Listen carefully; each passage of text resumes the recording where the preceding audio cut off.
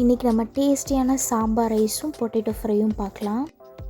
Ingredients பார்த்துடலாம். நான் 2 to 3 table spoons oil எடுத்திருக்கேன். கோகோனட் ஆயில் எடுத்திருக்கேன். நீங்கள் சன்ஃப்ளவர் ஆயில் அந்த மாதிரி எது வேணாலும் எடுத்துக்கலாம். அதே மாதிரி 1 டீஸ்பூன் கடுகு எடுத்திருக்கேன், மஸ்டர்ட். அதே மாதிரி 1 டீஸ்பூன் கடலைப்பருப்பு, சன்னா டால் எடுத்திருக்கேன். அண்ட் 1 கொத்து கருவேப்பிலை எடுத்திருக்கேன். And 2 medium sized onion, 2 medium sized tomato எடுத்திருக்கேன். இதை நம்ம சாப் பண்ணி வச்சுக்கலாம். அதே மாதிரி பேசிக்கான மசாலாஸ் மட்டும்தான். 3/4 டீஸ்பூன் மஞ்சத்தூள், 2 டேபிள் ஸ்பூன் மிளகாத்தூள், 1 டேபிள் ஸ்பூன் சாம்பார் தூள்.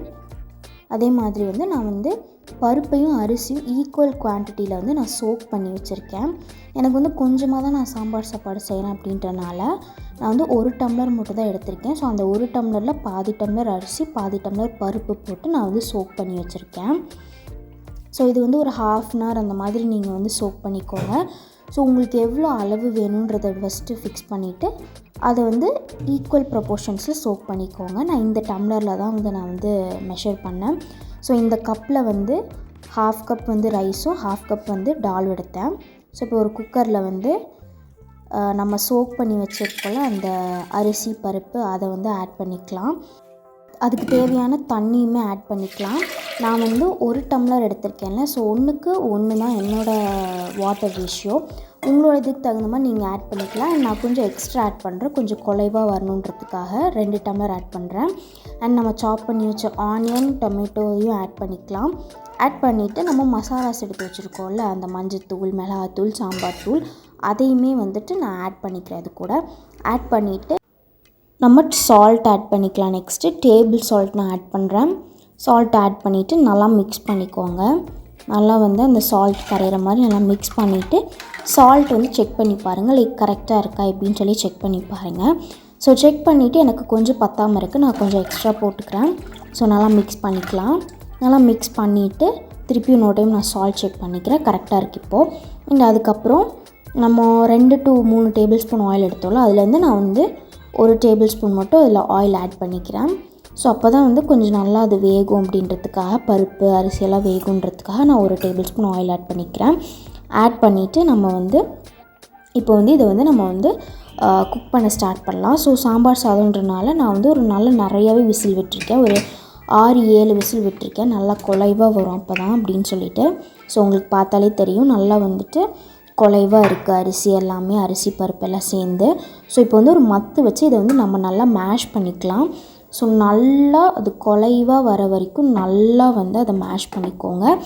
நான் அரவுண்ட் ஒரு 3 to 5 மினிட்ஸ் நான் நல்லா அதை மேஷ் பண்ணியிருப்பேன். ஸோ நல்லா ப்ராப்பராக மேஷ் பண்ணிக்கலாம்.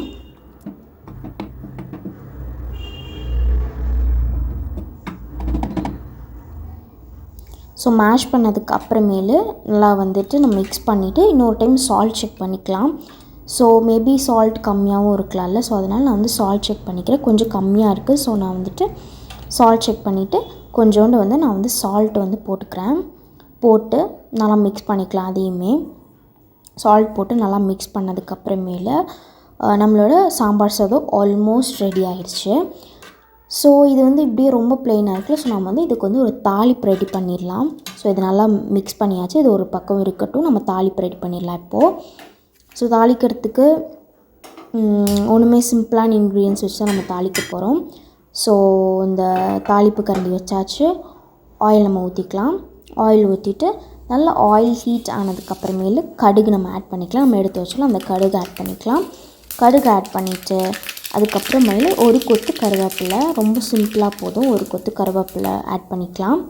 ஸோ கருவேப்பிலை ஆட் பண்ணிவிட்டு அந்த கருவேப்பிலெலாம் நல்லா அந்த ஆயிலில் நல்லா ஃப்ரை ஆகட்டும். நீங்கள் பெருங்காயத்தூள் கூட இதில் ஆட் பண்ணிக்கலாம், பட் நான் இன்றைக்கி இதில் ஆட் பண்ணல. ஸோ இந்த தாளித்ததை அந்த ரைஸ் கூட கொட்டிடலாம். கொட்டிட்டு நல்லா ஒன்ஸ் நல்லா மிக்ஸ் பண்ணிக்கோங்க. அந்த சாப்பாடு, அந்த நம்ம தாளிப்பு எல்லாமே நல்லா மிக்ஸ் ஆகிற மாதிரி நல்லா நம்ம மிக்ஸ் பண்ணிக்கலாம். ஸோ அவ்வளோதான் காய்ஸ், நம்மளோட சாம்பார் சாதம் சூப்பராக ரெடி ஆகிடுச்சு.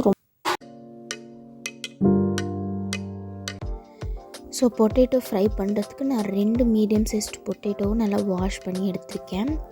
ஸோ இதை வந்து நம்ம வந்து கட் பண்ணிக்கலாம். நீங்கள் வந்து க்யூப்ஸாகவும் கட் பண்ணிக்கலாம், ரவுண்டாகவும் கட் பண்ணிக்கலாம். நான் வந்து இன்றைக்கி சர்க்கிளாக தான் கட் பண்ண போகிறேன். அந்த கார்னர் பீஸ் மட்டும் கட் பண்ணி தூக்கி போட்டுருங்க. அதுக்கப்புறம் இந்த மாதிரி ரவுண்டாக நம்ம வந்து கட் பண்ணிக்கலாம். ரொம்ப தின்னாகவும் இருக்க வேண்டாம், ரொம்பவும் திக்காக இருக்கக்கூடாது. ஓரளவுக்கு தின்னாக இருந்தால் போதும். நான் காட்டுறேன்ல, இந்த மாதிரி நீங்கள் வந்து நல்லா வந்து கட் பண்ணி எடுத்துக்கோங்க பொட்டேட்டோஸை.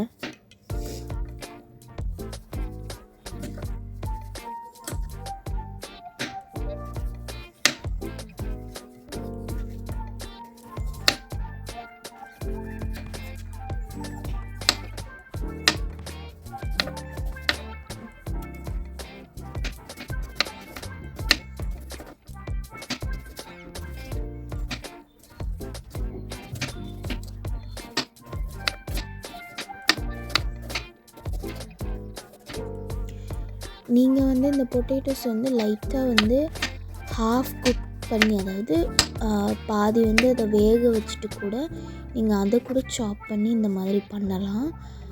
அது வந்து இன்னொரு ஸ்டைல் ஆஃப், அதோட டேஸ்ட் வந்து கொஞ்சம் டிஃப்ரெண்ட்டாக இருக்கும். நான் அதை வந்து வேறு வீடியோவில் நான் போஸ்ட் பண்ணுறேன். இன்றைக்கி வந்து நம்ம வந்து ரா பொட்டேட்டோ தான் நம்ம வந்து பண்ணுறோம். இந்த மாதிரி ஸ்லைஸாக இங்கே பாருங்கள், நான் காட்டுற மாதிரி இந்த மாதிரி கட் பண்ணி எடுத்துக்கோங்க.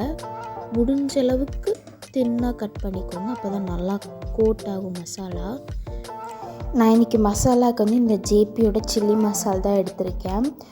ஸோ இது ஒரு மாதிரி டிஃப்ரெண்ட்டாக நல்லாயிருக்கும். ஸோ நீங்கள் கண்டிப்பாக ட்ரை பண்ணி பாருங்கள். ஸோ அதை வந்துட்டு நான் ஒரு பவுலில் கொட்டிக்கிறேன். ஸோ இதுக்கு வந்து நம்மளுக்கு சால்ட்டு அந்த மாதிரிலாம் நமக்கு எதுவுமே தேவைப்படாது. ஏன்னா வந்து இதிலே எல்லாமே ஃபுல்லாகவே ஒரு எப்படி சொல்கிறது, கம்ப்ளீட்டாக ஒரு மசாலா இருக்கும் அதில். ஸோ நம்மளுக்கு சால்ட்லாம் இது தேவைப்படாது. நீங்கள் இதை வந்து கண்டிப்பாக, நான் ஷுவராக சொல்கிறேன், ஒரு வாட்டி ட்ரை பண்ணி பார்க்கணும். அண்ட் அது வந்து கொஞ்சம் கொஞ்சமாக வாட்ரு ஊற்றி ஒரு பேஸ்ட் மாதிரி நான் வந்துட்டு ரெடி பண்ணிக்கிறேன். ரொம்பவும் தண்ணியாக மிக்ஸ் பண்ணிடக்கூடாது, ரொம்பவும் திக்காகவும் மிக்ஸ் பண்ணிடக்கூடாது. ஓரளவுக்கு இந்த பொட்டேட்டோஸ்லாம் நல்லா கோட் ஆகிற மாதிரி வந்துட்டு நல்லா மிக்ஸ் பண்ணிக்கோங்க.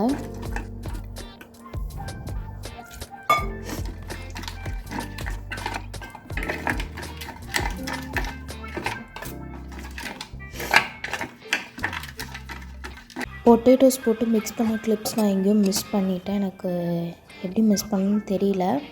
ஸோ நீங்கள் அதை நல்லா மிக்ஸ் பண்ணிக்கோங்க. ஸோ ஒரு கடாயில் ஆயில் வச்சுக்கலாம். ஆயில் வச்சுட்டு ஆயில் நல்லா ஹீட் ஆகட்டும். நல்லா ஹீட் ஆனால் தான் வந்துட்டு நல்லா வந்து அது ஃப்ரை ஆகும். இல்லாட்டி வந்து ஆயிலே எல்லா மசாலாவுமே டிசால்வ் ஆகிடும். ஸோ நல்லா ஹீட் ஆகட்டும் ஆயில். நான் வந்து இன்றைக்கி கோகோனட் ஆயில் எடுத்துருக்கேன், சிக்கன் எடுத்துருக்கேன். நீங்கள் என்னென்ன வேணால் எடுத்துக்கலாம். ஸோ இது வந்து கொஞ்சம் கொஞ்சமாக போட்டு நம்ம வந்து ஃப்ரை பண்ணி எடுக்கிறோம். அவ்வளோதான், சிம்பிளாக முடிஞ்சிடும். டேஸ்டியான சாம்பார் ரைஸும் பொட்டேட்டோ ஃப்ரையும் ரெடி ஆகிடுச்சு.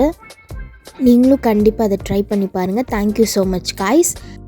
நம்மளோட ஒஃபிஷியல் இன்ஸ்டாகிராம் பேஜோட லிங்க்கை வந்து நான் டெஸ்கிரிப்ஷனில் கொடுக்குறேன். நீங்கள் கண்டிப்பாக வந்து போய் ஃபாலோ பண்ணுங்கள் நம்மளோட சேனலை. And please do follow and like my video. And don't forget to subscribe. And பக்கத்தில் ஒரு பெல் ஐக்கான் இருக்குல்ல, அதை கிளிக் பண்ணி ஆல் என்ற ஆப்ஷனை எனேபிள் பண்ணிக்கோங்க. அப்போ தான் நான் போடுற வீடியோஸ்க்கான நோட்டிஃபிகேஷன்ஸ்லாம் உங்களுக்கு வரும். And do like the video, share the video. Your support is my strength. Thank you so much guys. Stay tuned. Happy cooking.